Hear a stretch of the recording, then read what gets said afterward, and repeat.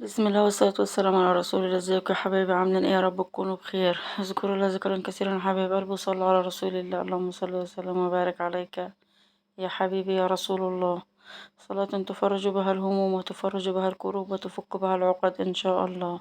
كل سنة وانتم طيبين يا حبايبي، وكل عام وانتم بألف خير وصحة وسعادة، وربنا يبارك لنا في رجب وشعبان ويبلغنا رمضان إن شاء الله غير فاقدين ولا مفقودين. روتين النهاردة بقى يا حبايبي، هنعمل بقى الغدا بتاع الأكل ده يا حبايب قلبي، بتاع الموسم اللي هو بتاع نص شعبان، يعني كان يوم التلات إن شاء الله بتاع أول امبارح. عملنا بطاية وعاملين معاها فراخ، وبالهنا والشفا على قلوبكم وقلوب اللي ياكل. حطينا طبعا، غسلنا البطاية، كنا دابحينها وغسلينها غسلة نضيفة، ونقعاها يا حبايب قلبي بليمون دايما زي ما أنا متعودة، واخدة كل الزفارة اللي فيها. وعشان البطاية بتاخد وقت، بتاخد سوا على النار غير الفراخ، فبنسيبها هي شوية لما تكون تستوي نطلعها ونحط الفراخ.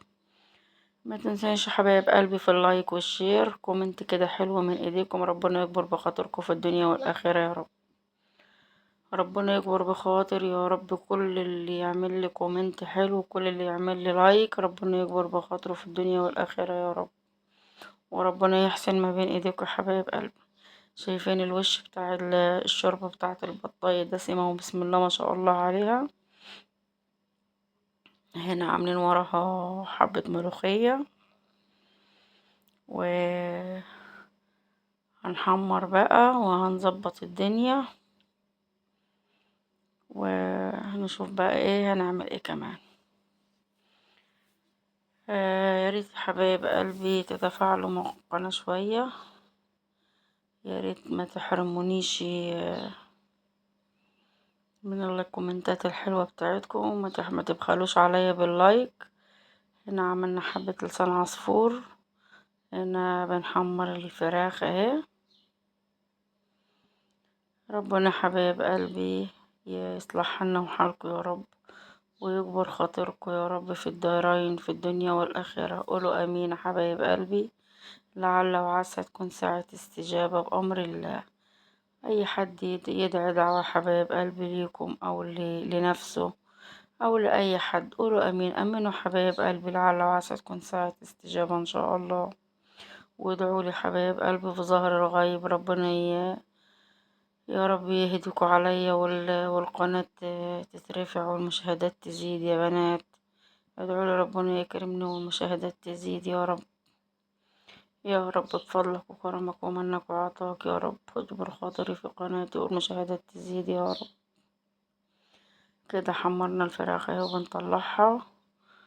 وعملنا احنا عندنا يا بنات الملوخية الناشفة، بس الأغلبية في البيت بيحبوا الملوخية الخضراء، مع ان الملوخية الخضراء في الوقت الحالي غالية وكلها طينة. بس هبقى والله ما بهونش عليا، يكونوا عايزينها ما برضاش اجيبها، بقول حتى ولو نص كيلو يقضي الغرض وخلاص. واحنا يعني ايه، بنبقى عاملين الاكل والله ومجهزين، بس مش جماعة مش اكلين اوي والله يا بنات. يعني ببقى عاملة حبة المحشي ببقى نفسي يخلصوا، وعاملة يعني بالنسبة للناس اللي بسم الله ما شاء الله بالنسبة لهم تبقى اللي انا عاملاهم دول عينات، مش كتير يعني ولا حلل كبيرة ولا حاجة، بتبقى عينات بالنسبة للناس الأكيلة. ربنا يصلح حالنا وحالكم يا حبايب قلبي.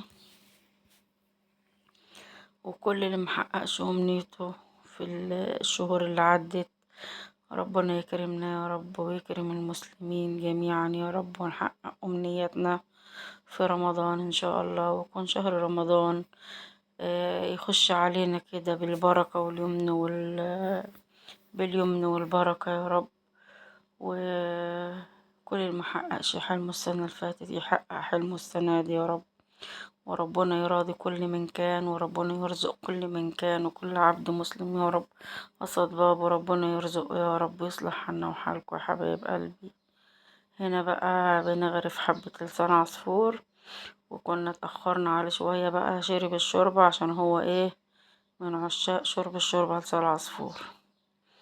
هو في شوربة بس مش شوربة كتير قوي يعني، يا دوب كده شوربة ايه تقضي الغرض اللي فيه وخلاص. وحبة الملوخية اهي، بسم الله ما شاء الله، تستاهل بقكم والله يا بنات، جميلة الله اكبر عليها. وعملنا جنبيهم حبة بتنجان مخلل على قرن فلفل كده، قطعناهم حتت صغيرة. وده كان الغدا بتاعنا، وبالهنا والشفا على قلوبكم، بالهنا والشفا على قلوب اللي ياكل.